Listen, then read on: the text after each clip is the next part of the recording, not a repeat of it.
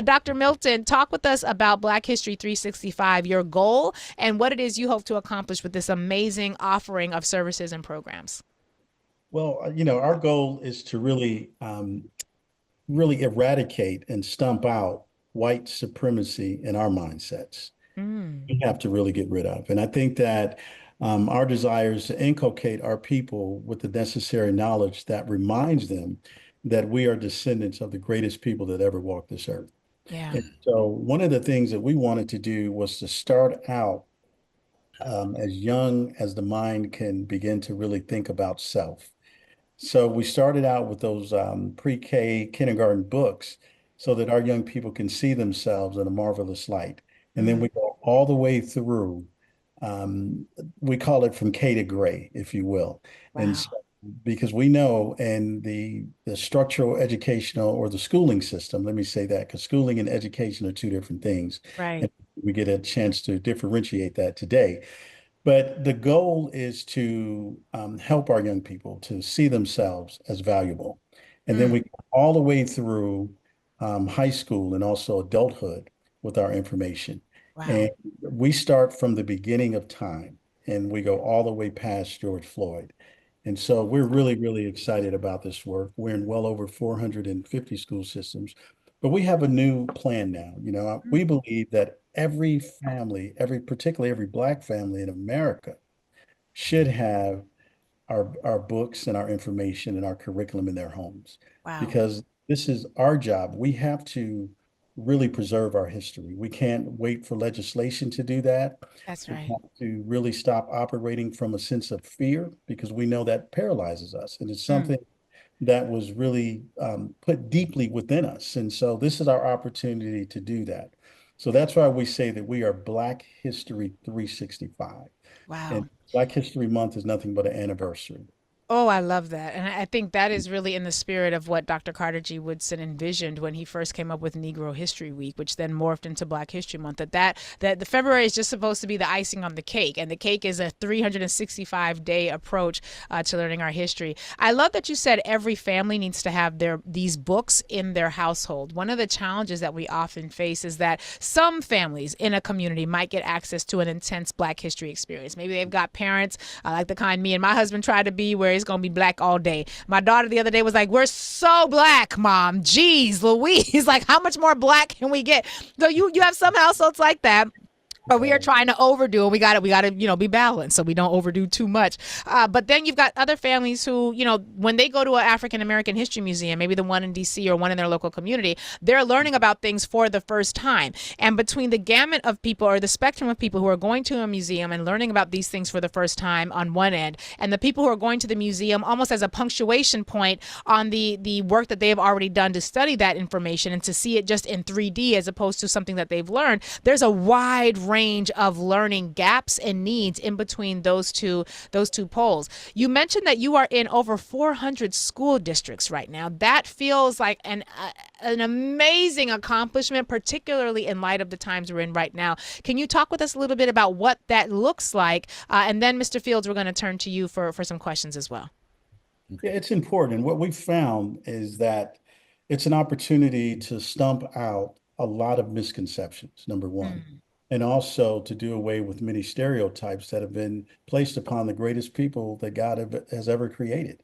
And Mm. so we are finding that. And then we found that there's a direct correlation with the increase of student achievement and the learning of self as it relates to Black children in Wow. particular. And Yeah. so we're really, really inspired by that. And one of the things that I must say, in some cases, it's kind of disturbing to me in that you've had some white leaders, superintendents that have more courage than some of our people do. Mm. That's disturbing to me because Yeah. they find value and their students that look like you and I Mm. really participate in the educational process of their school systems and also, the families. I Yeah. just had a meeting with a superintendent last week, and she was very, very passionate. She was a Caucasian woman, and she said, "Listen, we can kill all of the problems if we teach Black children Black history because your Wow. history goes back to the beginning of time." I Right. mean, you look at Yeshua ben Yosef, aka Jesus, he was a black man. And so Mm. she said that if we start right there, we wouldn't have the problems that we're having. And I'm, Mm. man, why can't my people have the courage to step up and say, hey, we're going to really fight whatever so-called power that we see in our mind to do what's best for children. No one can do anything to us. We have that You, right.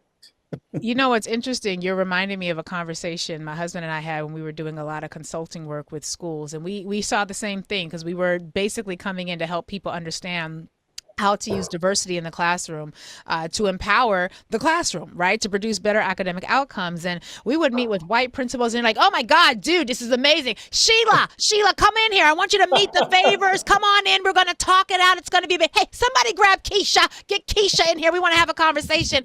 And it would be this proactive, excited, let's get it done. But then when we would meet with black superintendents and principals, we'd have to shut the door. And Yes. they would sometimes turn on the fan. So no, we would whisper in the meeting like this, so nobody could hear it. And at first, I was like, "This some bull." But then we realized those white principals have the freedom of whiteness to fail. There you They have the go. freedom. If it works out, great, dude. I'll be the best white principal ever. If it fails, dude, I tried. I did my best. But if a black principal fails, if a Yeah. white parent in that black school complains, that could be the end of their career. So the power, at first I was very judgmental about it, but then I realized the power dynamic, which is one of the reasons why I explained in a previous conversation we were having about reparations, why a white governor might be able to sign a reparations bill, but a black governor might not. So the power differential matters so much. But I think what that teacher told you is correct. That principal told you is correct. If our children knew our history, that's 98% of our issues right there. Mr. Fields, I'd like to turn to you now because you had oh, and look, I just got a message. Yes, black principals will use their jobs while white ones will get patted on the back. That tends to be what happens when black principals try to do this work. So we try to be gracious about it, but that's where the role of the black family comes in. Because if the black There you families are demanding this education in our schools, then it's a different conversation, and that can provide a shield of protection around a number of these administrators. Mr. Fields, I want to say hello to you, sir. You first called into this show. We was like, we need to have y'all on the show. What is this call-in nonsense? We need to have y'all actually here. And you were talking with us a bit about the spread of this program across the country. Help us to understand. We're clear that you're in over 400 schools right now, but with the idea of spreading this to every household in our community, because I'm of the opinion right now, sirs, that I don't know what these people gonna do. All I can control is what I'm doing and what I am sharing with our community to do. What would it take to get this sort of information into every black household? And then once the information is there, what are we doing with it? Good morning, Lurie, and thank you for this opportunity, Dr. Of Milton and I course. greatly appreciate it.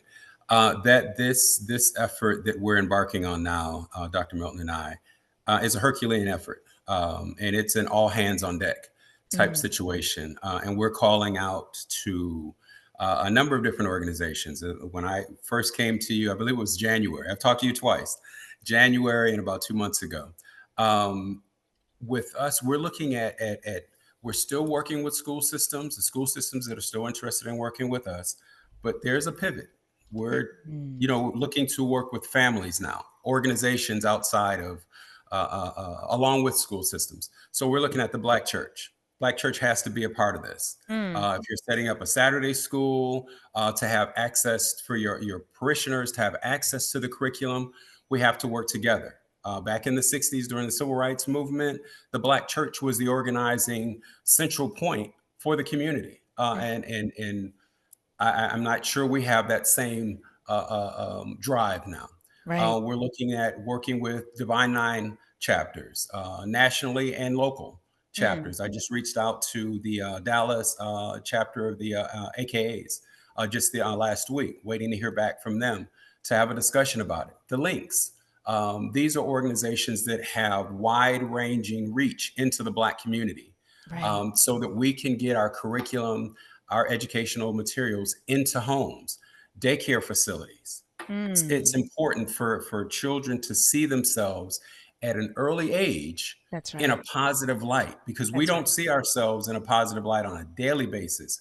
In the right. news, you see all the things that are going on. Who's making the news? Mm. And we can look at the individuals that are in court right now, um, that have reached the highest of the echelons in our community. but have some issues.